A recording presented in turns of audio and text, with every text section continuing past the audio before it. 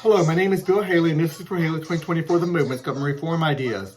Now, this video is going to be on transitioning from Social Security and Medicare to the free enterprise system. How do we go away from the government-run system to a system more of competitive governance or to free enterprise?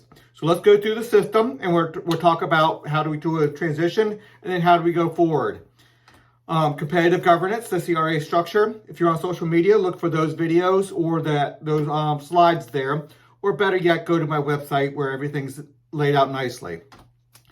The CRA structure is done like this. You're going to have to, well, let me go through the basics. You, per sector, and we'll talk about sectors in a minute, you get to pick who you want to be governed by. There'll be about 12 different governments that you get to pick. You have to choose one, and you get governed by them. Your neighbor gets to choose their governance and get governed by them.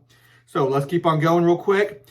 Within each one of these sectors are going to be governed differently. Healthcare, pharmaceuticals, financial, then banking, a little bit different.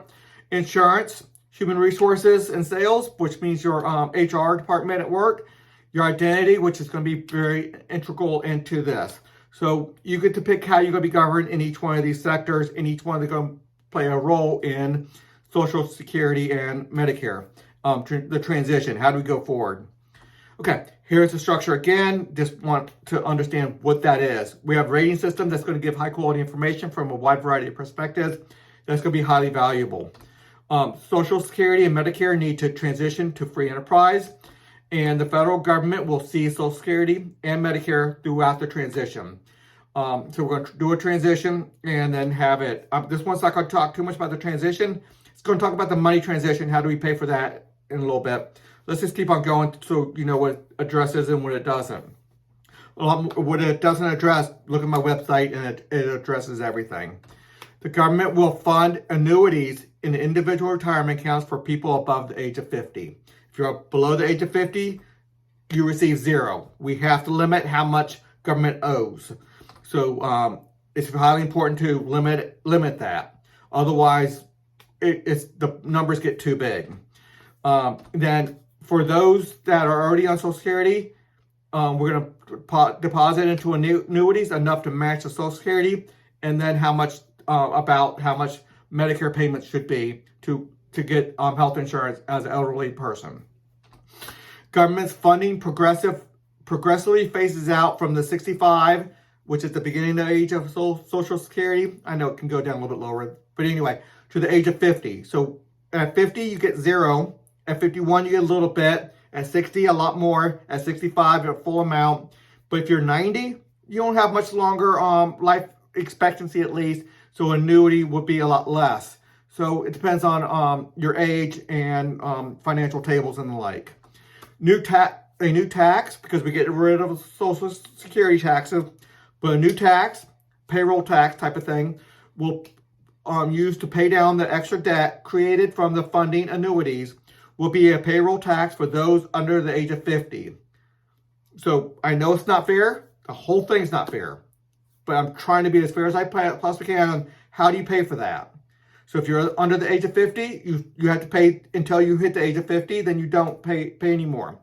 So that tax needs to be big enough that it's a 50-year payoff goal.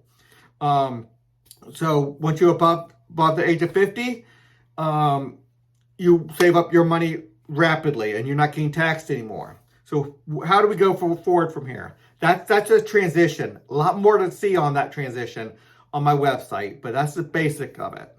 Okay, part of a citizen's responsibility is to take responsible steps not to become a burden on society. We don't want anybody getting to the elderly years have such a small bank account that they fall on the mercy of society to take care of them. We don't want that. We want them to take reasonable steps, not overwhelming steps. There will be some burden that the charity system can handle. We go away from the welfare system, go to a charity system, by the way, within the CRA structure. But part of a citizen's responsibility is to take that reasonable steps. Saving money for your own retirement will be the primary method. There's other methods that can be employed in here. The rating system of many sectors will use several rating floors on numerous issues regarding retirement planning and on medical insurance. So there's a lot of moving parts in this. A lot of in the healthcare industry, in the financial industry, in the family law industry, family law section. There's a lot of moving parts in there, and a lot of elements that can be satisfied to get that somewhat of reliability that you're not going to become a burden on society.